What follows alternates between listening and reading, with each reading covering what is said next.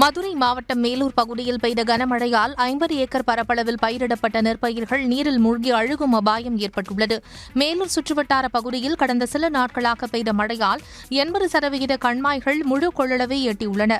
இந்த நிலையில் கூட்டப்புலி கண்மாய் முழு கொள்ளளவை எட்டியதால் மழை நீர் வெளியேற வழியில்லாமல் தெற்கு தெரு கிராமத்தில் உள்ள விளை நிலங்களுக்குள் மழை நீர் புகுந்தது. இதனால் சுமார் 50 ஏக்கர் பரப்பளவில் பயிரிடப்பட்ட நெற்பயிர்கள் நீரில் மூழ்கி அழுகும் அபாயம் ஏற்பட்டுள்ளது.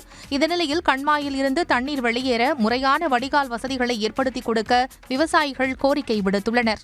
கம்மால்புடி ஒரு 300 ஏக்கர் நிலப்பரப்பு இருந்துச்சு. அப்போ தண்ணி ஆட்டோமேட்டிக்காக காலியாயிரும். இப்போ அருகால தண்ணி போகாதனால் எங்களுக்கு தண்ணி தேங்கி பயிர் பூரா அழியிறது. இதோட 4 வருஷமாக கலெக்டர்கிட்டோ தாசில்தார்கிட்டோ ஃபீல்டு டிபார்ட்மெண்ட்டு மனு கொடுக்குறான்.